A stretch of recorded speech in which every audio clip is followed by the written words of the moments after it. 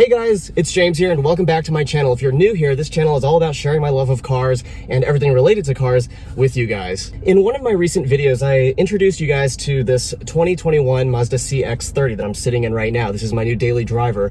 And a couple of you guys actually mentioned in the comments that, or you were asking really, whether the air conditioning system was problematic. And I hadn't noticed anything. I live in a very moderate, temperate climate in San Diego. And so I did some research, and apparently the air conditioning system in the CX-30 is apparently kind of weak. So I decided to do a little test. Right now we're in the middle of June 2021, and there is a big ol' heat wave that's just blanketing the western half of the United States.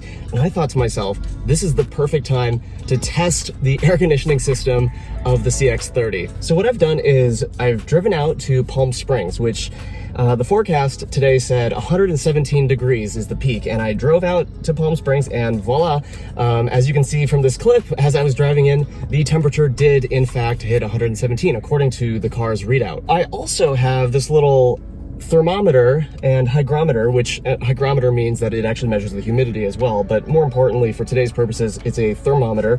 And what I'm gonna do is turn off the air conditioning in this car and allow the interior temperature of the car to get to about 130 degrees. Then I'm gonna blast this AC system and see how long it takes to get back to about 80 degrees. I think about 80 degrees is a very comfortable temperature. Now, this is a real stress test. I've parked the car in a way where the sun is actually coming right through the windshield. In this premium trim level, you have like some really nice tinted glass in the back, and I did not want this car to have the benefit of that. So I've parked it so that the sun is just streaming in through the windshield and through the passenger side front window.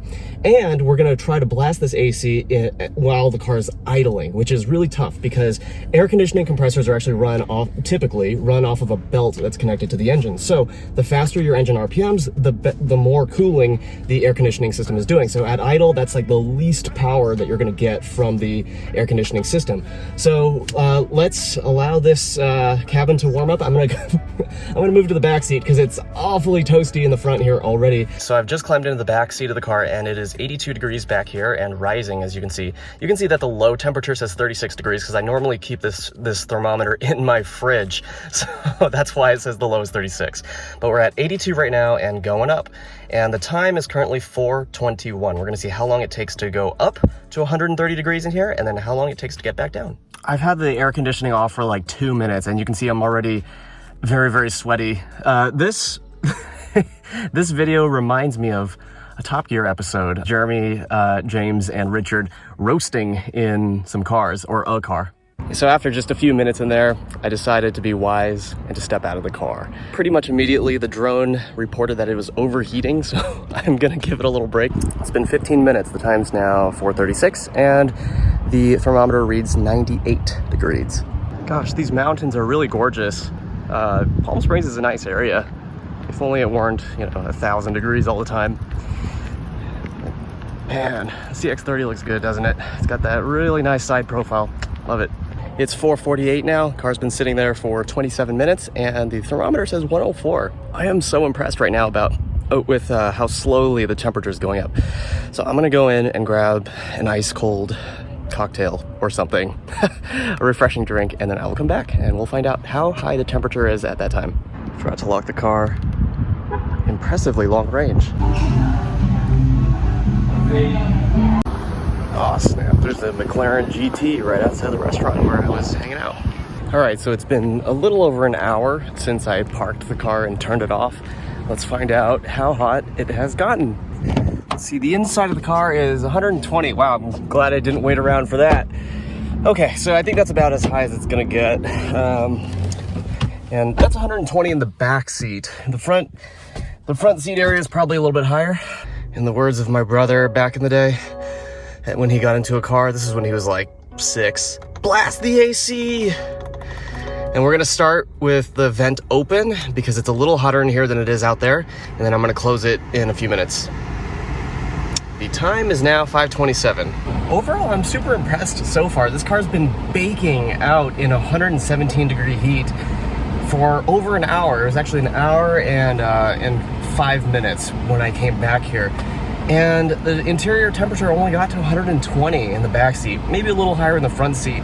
But now that I'm blasting the AC, it's already dropping, and I moved the thermometer to the front seat to get a better reading up here. I am keeping it in the shade because I don't want that direct sunlight heating up the casing of my thermometer.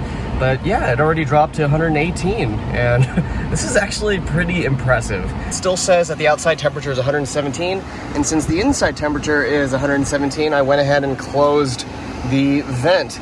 And hopefully that'll help cool the car faster at this point. It's now 5:37. That's 10 minutes after I turned on the car and cranked the AC. And we went from 120 degrees in here to 106. That's pretty good. That's 14 degrees in just 10 minutes. It's now 5:47. We've been in here for 20 minutes, and the temperature inside the car is 95 degrees. The decrease is definitely slowing down. All right, it is 5:57. I've been sitting here for half an hour, and the temperature has now stabilized pretty much at 88 degrees. Outside, the temperature is still somewhere between 115 and 117, and in here we're in the sort of mid to upper 80s as well. And what that tells us is that when this engine is at idle, the air conditioning system can take the temperature down about 30 degrees below the ambient temperature when the sun is still shining into the cabin. Ultimately, I'm a little disappointed by the air conditioner's performance towards the end there. I was a little surprised that it went down quickly, but then it sort of leveled out around 88 degrees, and I think that's all it had in it. Maybe if I sat here for another half hour, maybe we would have dropped to another couple of degrees, but that's about it. That's all that this had. So I guess people who commented on my video were right. The air conditioning system is a little bit weak. What I do know subjectively is that the air that comes out of the vents is not as crisply cold as it is in, say, my X5. The BMWs tend to have like really ice cold AC, and I hear that American cars typically do too. I don't remember if that was the case in my last American cars, which were my two Mustangs. So that was an interesting experiment. I know it was not super scientific, but I do think that when I start driving and the engine RPMs are higher, I think the air conditioning is going to be able to take this car down to a comfortable temperature somewhere in the 70s. I have no doubt that that'll happen. But I am baking, and it's definitely time to head home. So thank you guys so much for watching. Hopefully this is kind of interesting. I don't know, it's interesting to me to come out to Palm Springs for the first time and kind of see the city and see what it's all about, and simultaneously test out the air conditioning system in this CX-30. So thank you guys again so much for watching. If you enjoyed this video, hit the like button, hit the subscribe button, and I will see you next time.